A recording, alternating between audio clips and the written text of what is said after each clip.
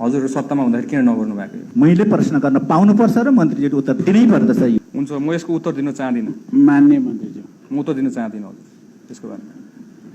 कञ्चनपुरकी निर्मला पन्तको दिन दहाडी भएको जघन्य बलात्कार र हत्या प्रकरणमा लामो समय बितिसक्दा पनि सरकारले दोषी पत्ता लगाई न्याय दिन नसक्नुको कारण के हो?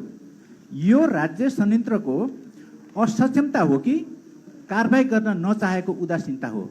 सरकारले हाम्रो चेली निर्मलालाई कहिलेसम्म न्याय दिलाउँछ स्पष्ट पार्न म माग गर्दछु। धन्यवाद।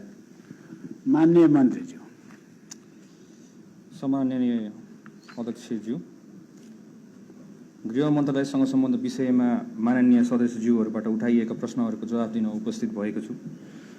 सरकार शान्ति सुरक्षा कायम गर्नका लागि निरन्तर लागिरहेको छ। यो गृह मन्त्रालयको